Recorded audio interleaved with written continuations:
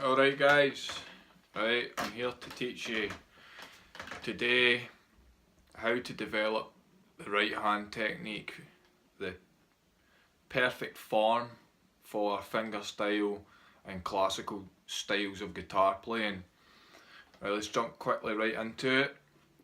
So if you look at your hand, basically the way the hand works, it's anatomical. Like when you go to grab something, what do? You close your fist like that, you see. Now see if we take that and apply it to the guitar, you'll have a more efficient, a more powerful tone. So what I'm talking about here is the fingers, see from the, not the top joint but the middle joint, not the knuckle. You don't, it's not a motion from the knuckle, if you can see that there, it's a motion from this. So you want all your fingers to make this motion. It's like closing your hand, not like up and down. This type of motion results in bad tone. So I learned this from Don Ross. He used to say it's like he imagines holding a tennis ball. Just picture holding a tennis ball in your hand.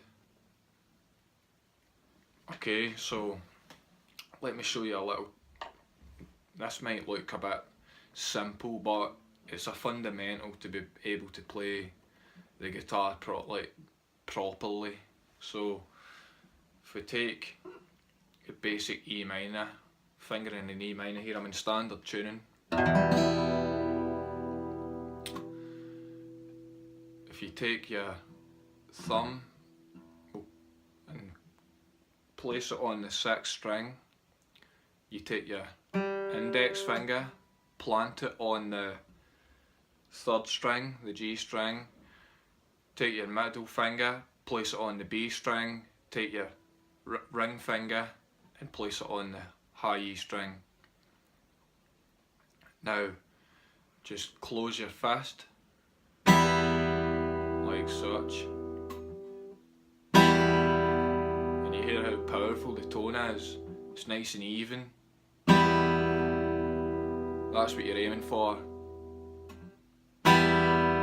It's ridiculously simple, but it's a fundamental, and I'll show you how to develop it more further later on, but just practice this.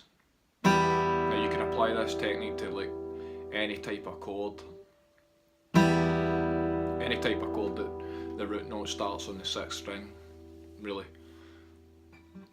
So as I said, you're not pulling up. You hear how bad the tone is there.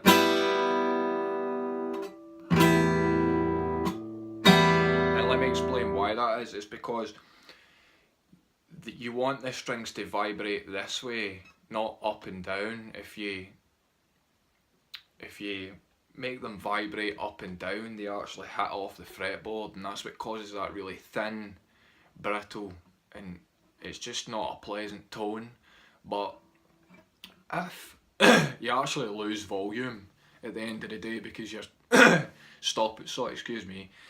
because you're stopping the string from vibrating, essentially, because it's hitting off the wood by vibrating like this. You want it vibrating parallel to the guitar's board, and that's what this form creates. So as I said, you want to close your fist like that, and you want every finger to have that motion, and the thumb goes down.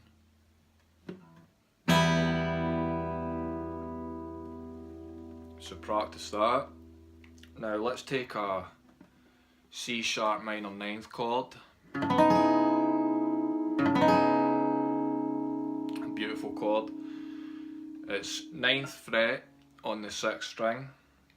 Then we've got 9th fret with your ring finger on the D string. You've got the 8th fret with your index finger on the G string, and you've got the 9th fret on the B string with your pinky, and it's an open high E. The A string is not played. I'm actually muting it out with my middle finger there, just with the way the chord lines up. So let me play that again. Now, the form that I just showed you, if we apply that to this, and we're going to play an arpeggio here, it's actually a form of Travis picking, which is something you find in fingerstyle guitar all the time. It's basically just an alternating bass line with the thumb with a melody on top. So plant your the thumb on the 6th string while holding this shape and stroke down. Then you play with your index finger the G string. So far we go. Then the thumb comes down to the D string, the note you're holding on the D string, and plays that bass note. And then with your middle finger, you play the B string. So if I play it all together, we have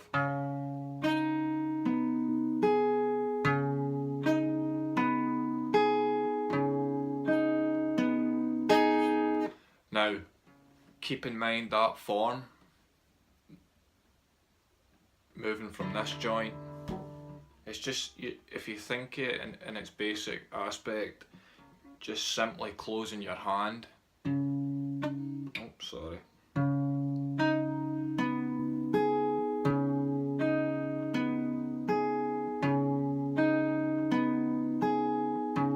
Always closing your hand. Aim to get all the notes of equal volume.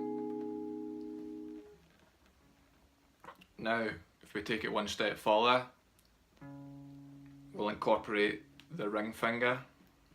So, same pattern as before, but the next time around, so we play up until we were going to play with the middle finger.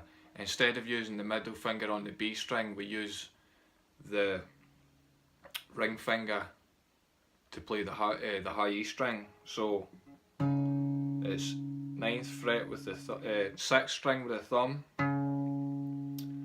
index finger on the 3rd string, thumb plays the next bass note, which is on the D string, then the high E string with the ring finger. So if I play the entire pattern,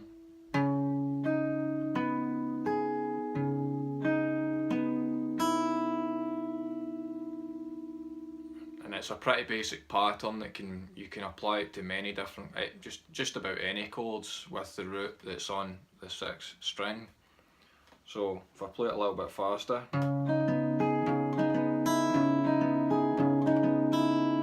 that was me adding a wee bit of a little bit of syncopation, but if we play it in straight 8th notes,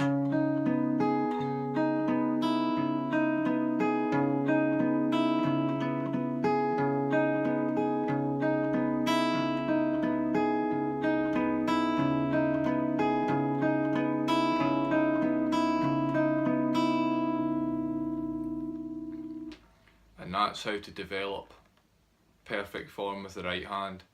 Okay guys, thanks.